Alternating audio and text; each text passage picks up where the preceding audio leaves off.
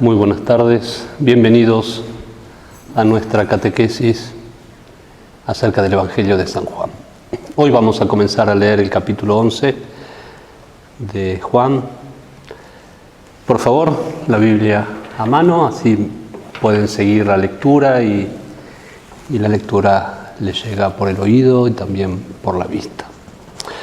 Y hoy vamos a leer un texto complejo. La resurrección de Lázaro. ¿Y por qué digo que es un texto complejo? En el Nuevo Testamento, en los evangelios sinópticos, ya encontramos narraciones de resurrección. Pero esta de Juan, que nos narra Juan, la resurrección de Lázaro, es la más elaborada y la mejor articulada. En los sinópticos encontramos la resurrección de la hija de Jairo, la resurrección del hijo de la viuda de Naín, y son relatos que no se diferencian mucho de esos relatos de resurrección del Antiguo Testamento, como por ejemplo la resurrección obrada por el profeta Elías. En el fondo, este milagro que vamos a leer hoy no es una novedad para el pueblo judío. ¿Y qué quiere hacer Juan? Sabemos que Juan elige muy bien los sucesos de la vida de Jesús que quiere contarnos. Él no le interesa contarnos otro milagro de resurrección, sino que quiere explicarle a su comunidad y a nosotros cuál es el sentido de la resurrección. Por tanto, la resurrección de Lázaro no es la narración de otro milagro de resurrección, sino la presentación del sentido cristiano de la resurrección para una comunidad cristiana del siglo I después de Cristo. Finales del primer siglo después de Cristo, Juan escribe para esta comunidad y quiere explicarle cuál es el sentido cristiano de la resurrección. No es otra narración. Juan responde a una pregunta muy importante para la comunidad a la que pertenece. ¿Cómo vamos a resucitar? La comunidad cree en la resurrección. La resurrección había sido anunciada por Pablo, con frases breves. ¿Sí? Si no resucitaremos, dice, es vana nuestra fe. Entonces, si Cristo no resucitó, ¿para qué vamos a creer? Porque terminaremos en la nada. Cristo sí resucitó, dice Pablo, entonces vamos a resucitar. Y esta comunidad de Juan, que conoce a Pablo, que conoce los sinópticos, creen en la resurrección. Pero ¿cómo será esa resurrección? Y esto es lo que se pregunta. Es muy importante para la comunidad de Juan. Sabemos que es una comunidad que está sufriendo. Sabemos que los expulsaron de la sinagoga y sabemos también que es una comunidad que empieza a ser perseguida. No basta expulsarlos de la sinagoga. Hay una persecución a nivel religioso, pero también a nivel civil. Los cristianos son perseguidos. Si prestamos atención a las cartas de Pablo, o sea, los primeros escritos del Nuevo Testamento, y a los evangelios sinópticos, nos damos cuenta que los primeros cristianos, anteriores a Juan, creían que Jesús volvería rápidamente, que ellos mismos, antes de morir, recibirían la segunda venida de Jesús que los haría resucitar. Pero esta venida y esta vuelta de Jesús se retrasa. Y con el retraso de la venida de Jesús, la fe en la resurrección se debilita. Ellos pensaban que Jesús vendría a buscarlos mientras estaban vivos, pero ahora la generación que conoció a Jesús, la generación de los apóstoles, van muriendo de a poco. Y la comunidad se pregunta, ¿pero vamos a resucitar? ¿Cómo vamos a resucitar? Y es una pregunta lícita. Pero vamos a resucitar, dicen, después de que nuestro cuerpo se haya corrompido. ¿O solo van a resucitar los que estén vivos cuando vuelva el Señor? Fíjense, parece que no tiene sentido, pero sí tiene sentido. Porque ellos creen en la resurrección de la carne y de los cuerpos. Piensan que cuando venga Jesús, los que estén vivos van a ser transformados y sus cuerpos se van a revestir de gloria, como dice Pablo. Pero los cuerpos, los muertos, después de un tiempo ya no tienen cuerpo. ¿Qué pasa con esos cuerpos que se han corrompido y que han vuelto al polvo? Y esto los angustia. Y la narración de la resurrección de Lázaro busca dar una respuesta a todas estas preguntas y todas estas angustias de esta comunidad. Lázaro es resucitado cuando su cuerpo ya se estaba corrompiendo. Ya habían pasado 4 días, ya daba mal olor y Jesús lo resucita. Es importante entonces que notemos que Jesús nos cuenta un evento de la historia de Jesús. Y a diferencia de los sinópticos, a él le interesa sobre todo mostrar el sentido de este signo que realiza Jesús. Dicho de otra manera, Juan narra un suceso de la vida de Jesús que sirve de respuesta creyente a una comunidad creyente. Hay una respuesta de fe a una pregunta de hombres que tienen fe. No es una respuesta científica, no es una respuesta para un interrogador no creyente, porque esto no convence nada a nadie que no tenga fe, no es un argumento para que crea el que no cree. Es una respuesta de fe para una comunidad creyente. ¿Es posible entonces que el cuerpo corrompido, el cuerpo que se ha convertido en polvo, el cuerpo que se ha tragado el agua del mar, se han comido los peces o las fieras, es posible que ese cuerpo resucite? ¿Y cómo resucitará ese cuerpo? Hoy diríamos, ese cuerpo corrompido va a salir de la tumba y va a ser medio zombie, como las películas. Van a ser muertos vivos. Se dan cuenta, ¿no? La pregunta y la dificultad que tenía esta comunidad.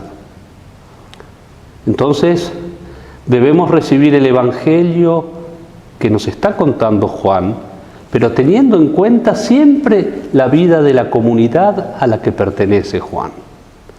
Porque ahí vamos a encontrar la clave de interpretación. Ahí vamos a encontrar la pregunta íntima de esa comunidad y su reflexión teológica, la respuesta teológica que surge en esa misma comunidad. Claro que esa respuesta teológica está guiada, está autorizada por el apóstol Juan,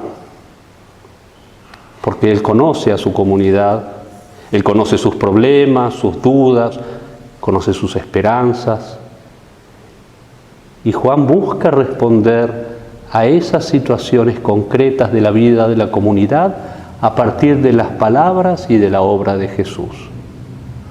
Por eso no podemos separar el Evangelio del contexto, no podemos separar el Evangelio de la vida de la comunidad, porque si no nos quedamos en lo externo, y en el caso de Juan, si nos quedamos en lo externo, no vamos a poder interpretar los signos que él mismo nos está presentando. A nosotros nos parece evidente que cuando tenemos los evangelios, vemos que los apóstoles han escrito una biografía de Jesús.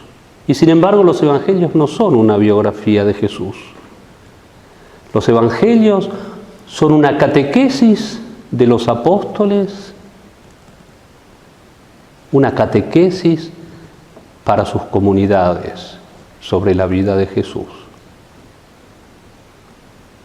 Y en esas catequesis el apóstol cuenta la vida de Jesús de manera que esa vida tenga un sentido y tenga un eco en la vida de la comunidad. Por eso tenemos 4 evangelios distintos, no porque la vida de Jesús haya sido distinta, sino porque las comunidades donde surgen estos evangelios son comunidades distintas, tienen problemas distintos, tienen tradiciones distintas, tienen preguntas distintas. Y los apóstoles que escriben los evangelios no como biógrafos, historiadores, científicos, escriben como pastores. Cuentan la vida de Jesús, señalando los elementos que van a servir a su comunidad para responder a sus interrogantes, para consolarlos en sus angustias. ¿Se dan cuenta? No tenemos en la mano una biografía, tenemos palabra viva, palabra dirigida a una comunidad viva de la antigüedad. Y una palabra que cada momento de la historia sigue siendo palabra viva para todas las comunidades. Esta palabra es palabra viva, es manantial de agua viva que calma la sed del hombre a lo largo de la historia. Entonces, es la vida de la comunidad creyente que se entrelaza con la vida de Jesús en una única realidad que nosotros llamamos Evangelio. Y los tenemos que contemplar juntos. La vida de la comunidad, la vida de Jesús que se entrelaza, y eso lo encontramos en el Evangelio. Y las preguntas que se hacen estas comunidades, estas primeras comunidades, la pregunta que se hace la comunidad de Juan, son preguntas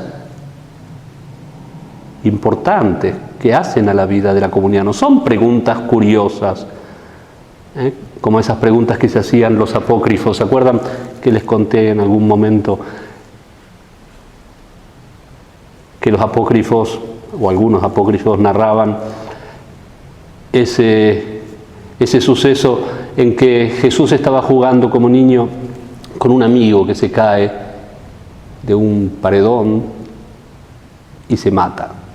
Y el padre del niño lo acusa a Jesús y Jesús lo resucita y le dice: ¿cómo moriste? Me caí del paredón y me maté. Y después de haber dado testimonio a favor de Jesús, ese niño vuelve a morir porque había muerto. ¿Se dan cuenta, no? La curiosidad del poder de Jesús, que también puede resucitar a su amigo, y lo hace de manera un poco circense. O el caso de Pedro, que también lo cuentan los apócrifos, a quien se le había muerto la hija. Y todos dicen: pero este hombre que tiene tanto poder y puede hacer milagros, ¿por qué dejó que se muriera su hija? ¿O por qué no la resucita? ¿Será que no tiene tanto poder? Y Pedro la resucita, para que vean que tiene poder de resucitarla. Y después que quedó atestiguado su poder para resucitarla, la vuelve a matar. Estos son los apócrifos. Curiosidades del poder apostólico.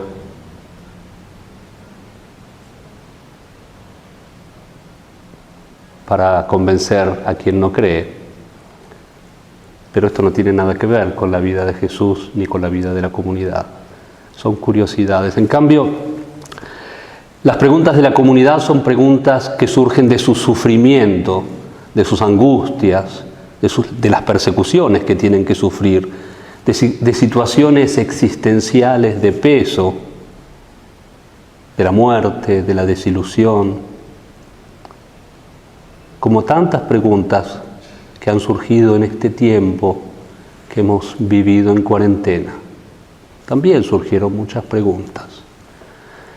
Y Juan, ¿se acuerdan? Juan cierra el abanico, porque la curiosidad no nos sirve para la fe, nos distrae y vuelve a lo esencial.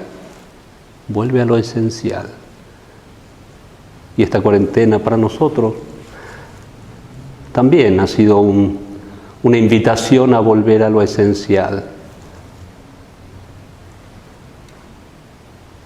La comunidad de Juan responde a todas estas preguntas. ¿Vamos a resucitar? ¿Cómo vamos a resucitar? ¿Cuándo? ¿Para qué vamos a resucitar? Y sobre todo se preguntan, ¿esta resurrección será una resurrección carnal, corpórea o meramente espiritual? En este momento, entonces, se encuentran la vida de Jesús y la vida de la comunidad creyente. Ahí, en ese momento, y de esta manera vamos a leer la resurrección de Lázaro. Porque Juan presenta, ante esta angustia y esta situación de la comunidad, un suceso de la vida de Cristo que responde a todas sus angustias. Alguno podría preguntarme o preguntarse, ¿qué hay entonces en esta narración que sea auténticamente de Jesús? ¿Qué es lo que agrega la comunidad o Juan para acentuar la respuesta a ese interrogante?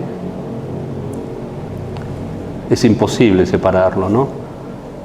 El Evangelio es la vida de Jesús con la vida de la comunidad que van juntos, que se funden en el misterio de una sola carne. Como dijo Pablo, ya no vivo yo, es Cristo quien vive en mí. ¿Qué soy yo y qué es Cristo viviendo en mí? Es inseparable. Y esta es la vida de la comunidad con la vida de Cristo. Este es el Evangelio. Un solo misterio, se dan cuenta, ¿no? Un solo misterio que impregna toda la vida del creyente. Y vamos a leer entonces el capítulo 11, los 3 primeros versículos, del 1 al 3. Un hombre llamado Lázaro estaba enfermo. Era natural de Betania, el pueblo de María y de su hermana Marta. María, cuyo hermano Lázaro estaba enfermo, es la que ungió al Señor con perfume y le secó los pies con sus cabellos. Sus hermanas mandaron a Jesús este mensaje: Señor, tu amigo está enfermo. Entonces aquí el texto nos presenta a los personajes: Lázaro, María, Marta.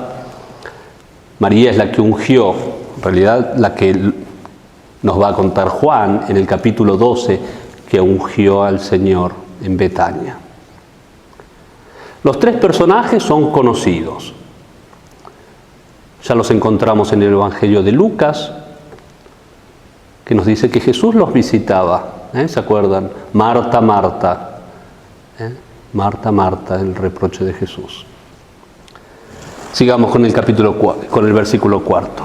Jesús, al enterarse, dijo: esta enfermedad no terminará en la muerte, sino que tiene como finalidad manifestar la gloria de Dios. A través de ella se darán también a conocer la gloria del Hijo del Hombre. Por eso Jesús, aunque amaba a Marta, a su hermana María y a Lázaro, se quedó en aquel lugar otros 2 días después de haber oído que Lázaro estaba enfermo. Pasado este tiempo, dijo a sus discípulos: vamos otra vez a Judea. Ellos contestaron: Maestro, hace poco que los judíos quisieron apedrearte, ¿cómo es posible que quieras regresar allá? Jesús respondió, ¿no es cierto que el día tiene 12 horas? Cualquiera puede caminar durante el día sin miedo a tropezar, porque la luz de este mundo ilumina su camino. En cambio, si uno anda de noche, tropieza porque le falta la luz. ¿Ven? Jesús entonces retoma aquí algunos temas que ya habíamos encontrado antes. En primer lugar, que los judíos lo querían lapidar, lo querían apedrear. Pero en particular toma el tema de la luz. Ya conocemos el tema, él era la luz de los hombres, yo soy la luz del mundo. Pero hay otro tema importante, un tema que ya había tratado cuando curó al ciego de nacimiento. La enfermedad no es para la muerte, la enfermedad es para la gloria de Dios. Una vez más, Jesús da un giro en la interpretación que hacían los fariseos de la enfermedad. No está ligada al pecado. La enfermedad está ligada al misterio de la manifestación de la gloria de Dios. Y acá tenemos que adelantar una cosa que vamos a encontrar más adelante, porque hay un solo momento en el Evangelio de Juan en el que Jesús es glorificado. Aquí habla, todo es para la gloria, para la glorificación, y hay un solo momento, es en la cruz, en la crucifixión. Entonces, todo esto lo lleva a la gloria, o sirve para su glorificación, o sea, para que llegue a la cruz. Lo vamos a seguir viendo ahora. La manifestación de la gloria no se refiere al poder de los milagros, al Jesús que aparece en el Tabor resplandeciente. La manifestación de la gloria es la cruz, es su muerte. Cuando sea levantado en alto para la salvación de la humanidad, para atraer a todos hacia sí. Sigamos con el versículo 11. Jesús añadió, nuestro amigo Lázaro está dormido, pero yo iré a despertarlo. Los discípulos comentaron, Señor, si está dormido, se recuperará. Jesús hablaba de la muerte de Lázaro, mientras que sus discípulos entendieron que se refería al sueño natural. Entonces Jesús se expresó claramente, Lázaro ha muerto, y me alegro de no haber estado allí por el bien de ustedes, para que así tengan un motivo más para creer. Vamos pues allá.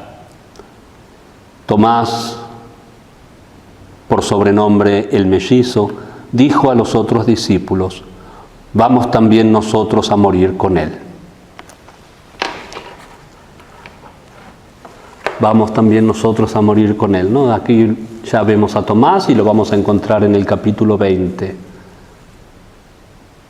El que no cree en la resurrección, el que tiene que tocar. Y acá dice, vamos a morir con él. A su llegada Jesús se encontró con que hacía ya 4 días que Lázaro había sido sepultado. El Evangelio deja bien claro que se trata de 4 días. Es importante esto porque hay una tradición judía. Había un tratado que se llamaba Smachot, el libro o el tratado de la alegría, Smachot. Y este tratado explica cómo hay que comportarse cuando alguno muere. Cuáles son las prácticas que hay que seguir en ese caso. Y una cosa importante que dice este tratado y que era la creencia o era lo normal entre el pueblo judío, es que el muerto puede ser tocado solo durante los 3 días que siguen a su muerte. Solo 3 días. Después de este tercer día ya no se lo puede tocar porque el muerto es considerado impuro y no se lo puede tocar. Hasta el tercer día el muerto puede ser lavado, puede ser ungido, puede ser envuelto en una sábana o en vendas, puede ser puesto en el sepulcro. Por eso vamos a ver después que en la mañana de la Pascua las mujeres se apuran a ir al sepulcro, llevan sus perfumes para ungirlo. Están en el tercer día y quieren ungir el cuerpo del Señor. Es el tercer día, el último en el que pueden hacerlo, porque al cuarto ya no se lo puede tocar. Cuando ahora a continuación Jesús diga que abran la tumba, ahí va a surgir un problema. Es el cuarto día que Lázaro está muerto. El cuerpo ya echa mal olor y según esta enseñanza del tratado de los fariseos, ahora empieza, o ha empezado ya al cuarto día, el proceso de descomposición. El muerto entra en el sentido más pleno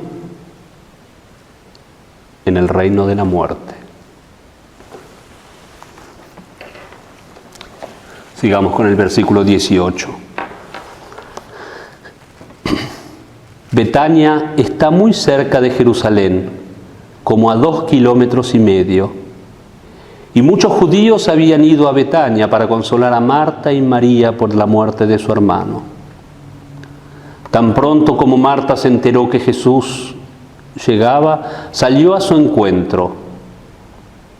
María se quedó en su casa. 2 reacciones diferentes. Marta, cuando oye que viene Jesús, sale corriendo a su encuentro. María, en cambio, se queda en casa, como encerrada en sí misma. No sale al encuentro del Señor. Es interesante, ¿no? Porque aquí Juan da vuelta lo que había dicho Lucas. Da vuelta la imagen. Esa imagen que Lucas nos había presentado de Marta y María. Lucas nos decía que Marta estaba atareada con todas las cosas de la casa, siempre ocupada haciendo algo. María, en cambio, estaba sentada a los pies de Jesús y contemplaba la belleza de Cristo. Y Jesús le dice a María, María ha elegido la mejor parte, esa que no le será quitada. Marta, Marta, te preocupas por muchas cosas. Y Juan da vuelta a la escena. La que está sentada a contemplar corre el riesgo de quedarse siempre sentada.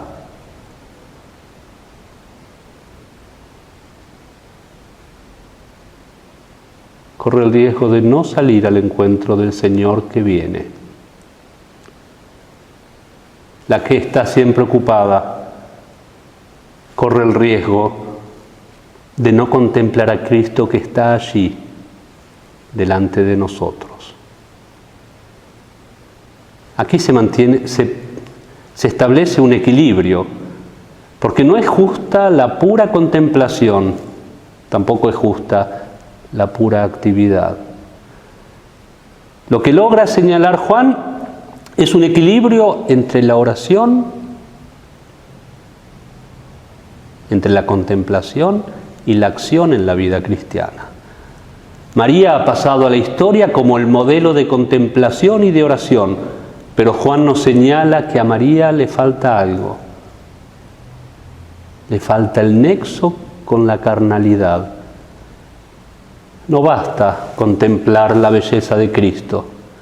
Esta contemplación tiene que ir acompañada con la belleza del obrar de Cristo, pastor hermoso. Marta, en cambio, pasó a la historia como la que estaba distraída haciendo muchas cosas y se perdió la mejor parte. Pero Juan nos va a presentar dentro de poquito, unos versículos más adelante, la grandiosa confesión de fe de Marta. Un equilibrio, porque no basta creer que Jesús me va a levantar de la postración del pecado. Es necesario creer que Jesús me levantará también de la postración de la tumba.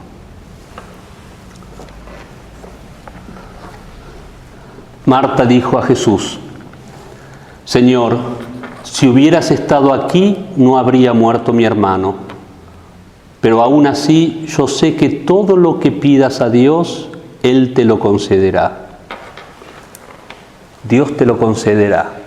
La fe de Marta se abre a una verdad, pero que se le va revelando como en un proceso, despacito, lentamente, a semejanza de la samaritana, ¿se acuerdan? Un profeta, el Mesías, ¿sí?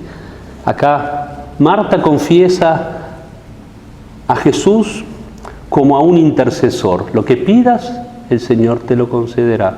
Yo te lo pido a vos, vos se lo pedís a Dios y Dios lo va a conceder. Pero esto no es suficiente. No basta que Jesús haga un milagro al estilo de los profetas, porque los profetas hacían milagros de esta manera, lo pedían a Dios y Dios hacía el milagro y se los concedía.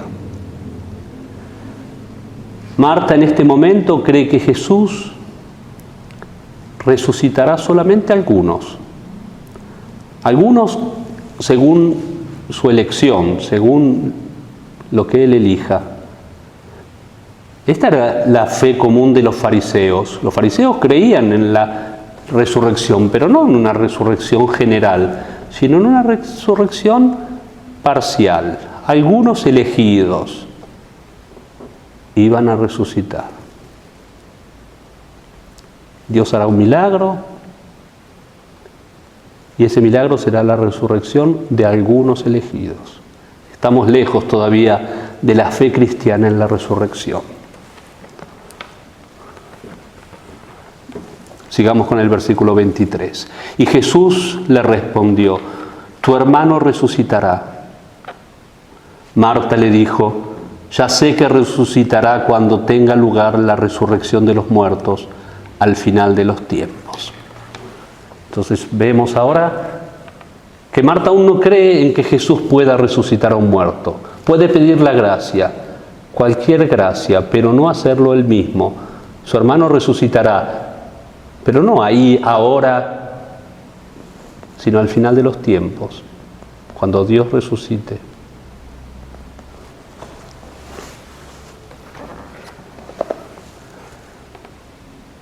Entonces Jesús afirmó: yo soy la resurrección y la vida.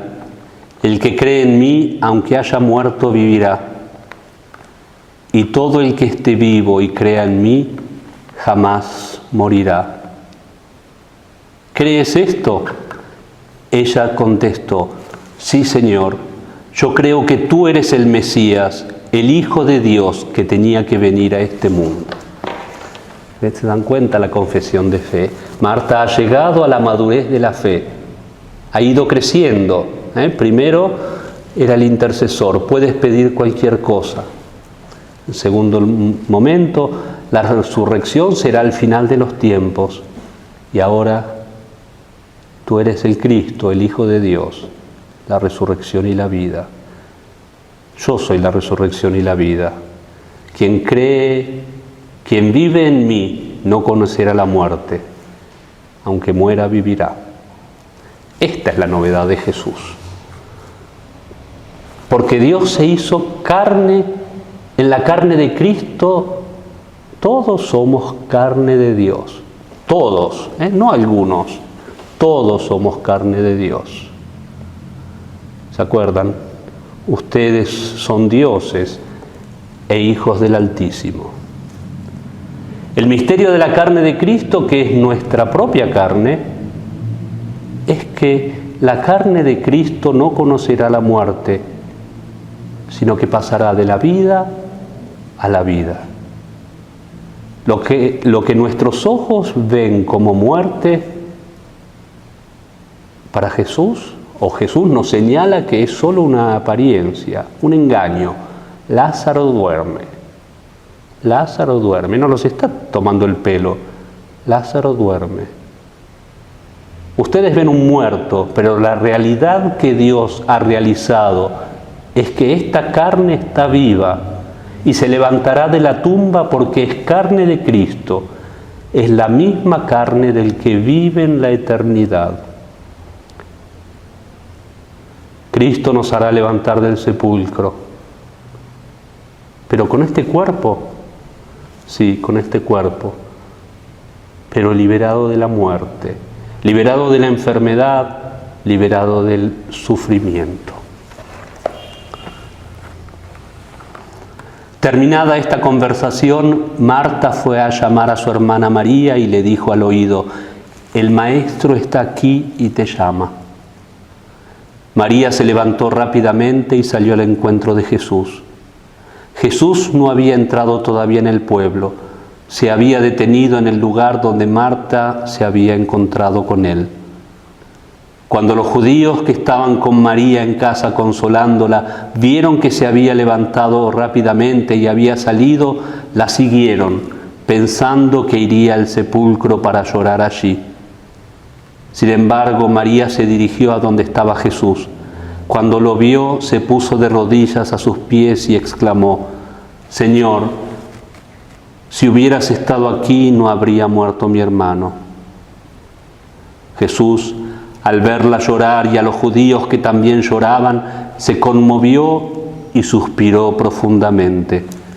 Después les preguntó: ¿dónde lo han sepultado? Ellos contestaron: ven, Señor, y te lo mostraremos. Entonces Jesús comenzó a llorar. Los judíos comentaban cómo lo quería. Pero algunos dijeron: este que dio la vista al ciego, ¿no podía haber hecho algo para evitar la muerte de Lázaro? Esta pregunta que hacen los judíos es la misma pregunta que se hace la comunidad de Juan. No puede hacer Jesús que nosotros no muramos. Sí, Jesús puede, pero no a la manera que nosotros nos imaginamos, librándonos del trance de la muerte, sino a la manera del grano de trigo, que una vez caído en tierra, se transforma comenzando una nueva vida, como un paso de la vida a la vida. Versículo 38. Jesús suspiró profundamente otra vez y se acercó al sepulcro. Era una cueva cuya entrada estaba tapada con una gran piedra. Jesús les ordenó: retiren la piedra hacia un lado. Marta, la hermana del difunto, le advirtió: Señor, tiene que oler muy mal porque hace ya 4 días que murió. Jesús le respondió: ¿no te he dicho que si tienes fe verás la gloria de Dios? Cuando retiraron la piedra, Jesús, mirando al cielo, exclamó: Padre, te doy gracias porque me has escuchado. Yo sé muy bien que me escuchas siempre. Si hablo así es por los que están aquí, para que crean que tú me has enviado. Terminada esta oración, exclamó Jesús con fuerte voz: Lázaro, sal fuera. El muerto salió del sepulcro. Tenía las manos y los pies vendados y la cara envuelta en un sudario. Jesús les dijo: quítenle las vendas para que pueda andar. La imagen es muy simple, muy fuerte y muy elocuente. Jesús llega, se conmueve, porque la compasión de Jesús ante el sufrimiento humano, ante el sufrimiento de todos los hombres, es muy profunda, muy fuerte. Pero aquí hay algo más. El llanto de Jesús por la muerte de Lázaro es un presagio de lo que le tocará vivir dentro de muy poco. Muy poco. Ahí ¿se dan cuenta? La imagen de la tumba de Lázaro nos recuerda a la tumba del Señor. Ya nos está anunciando. ¿Sí? La cueva, la piedra que hacen rodar.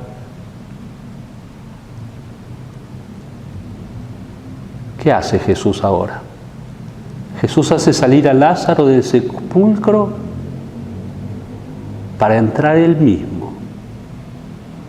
De manera que ya nadie tenga que entrar nunca más en un sepulcro. Lázaro, sal fuera. Ahora va a entrar él. Cristo vino a arrancar al hombre de las garras de la muerte, con todo el sufrimiento que esto implica, para entrar él, entregarse él en las garras de la muerte. San Juan Crisóstomo usa una imagen que nos puede ayudar. Dice, cuando la muerte se apodera de la vida de Cristo para devorarla, de tal manera Jesús, que es la vida, llena la boca de la muerte que quiere devorarlo, de tal manera llena esa boca que ya nadie podrá ser tragado por la muerte.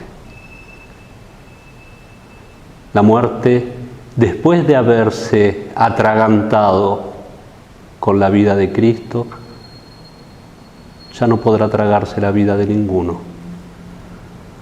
Jesús saca a Lázaro del sepulcro, entra él mismo y llena de tal manera el sepulcro con su vida que ya nadie tendrá que morir. La muerte se atragantó con la vida de Cristo, ya no podrá devorar a ningún otro. Lázaro, sal fuera. Estaba atado, desátenlo, quítenle las vendas. La imagen de Lázaro es la imagen de la humanidad liberada, desatada, redimida por el misterio de la resurrección. Lázaro, sal fuera, ese no es tu lugar, porque sos mi carne, y no dejaré que mi carne descanse en la corrupción. No dejaré mi carne en poder de la muerte. Lázaro es la humanidad que sabe que el sepulcro no es la última palabra de nuestra existencia. Así como el primer hombre, Adán, salió de la tierra al llamado de Dios. Así, de la misma manera, nosotros que somos el nuevo Adán, saldremos de la tierra cuando Cristo nos llame por nuestro nombre, el pastor hermoso, que nos llame por nombre, y así nos levantaremos del polvo de la tierra. Y así están nuestros muertos queridos, están así, atentos, esperando que el Creador los llame para responder a ese llamado, a esa voz que las ovejas conocen, a ese llamado que no puede ser otra cosa sino un llamado de amor, un llamado amoroso. El que nos creó a partir del polvo de la tierra nos recreará, nos va a crear de nuevo, otra vez, a partir del polvo de la tierra. Esta es la novedad del cristianismo con respecto a la fe del judaísmo en la resurrección. No resucitaremos porque Dios vaya a hacer un milagro eligiendo este sí, este no. Resucitaremos porque somos carne de su carne. Jesús, que no es solo un intercesor. Jesús nos va a llamar y nos hará levantar del sepulcro. Pronunciará nuestro nombre Y como respondimos al inicio de la creación, volveremos a responder en el último día. ¿Cómo va a ser esa resurrección? San Juan Crisóstomo, otra vez San Juan Crisóstomo, dice que nuestra resurrección será de manera eucarística. Como el trigo es molido hasta que se convierte en polvo, en harina, que es polvo, y este polvo, por la acción del Espíritu, se convierte en el cuerpo de Cristo, así el último día Cristo vendrá, sumo sacerdote, tomará el polvo de nuestros cuerpos y va a pronunciar la oración de la consagración.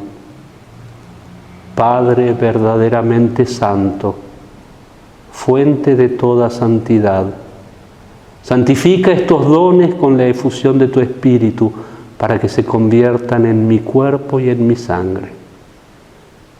Y a partir del polvo seremos recreados por este misterio eucarístico. La última liturgia de Cristo. Volverá a celebrar la última cena, ya no con el pan y el vino, sino con el polvo de nuestros cuerpos que resucitarán a la vida eterna por un misterio de vida. Vida eterna para la única carne del cuerpo de Cristo. Como la harina que es polvo se convierte en su cuerpo, así el polvo de nuestro cuerpo en esta consagración final será ofrecida por Cristo, sumo sacerdote, para que el Espíritu Santo lo convierta en su cuerpo y en su sangre. Todos seremos uno en Cristo, en un misterio de vida eterna. Con esto me despido, hasta la semana que viene.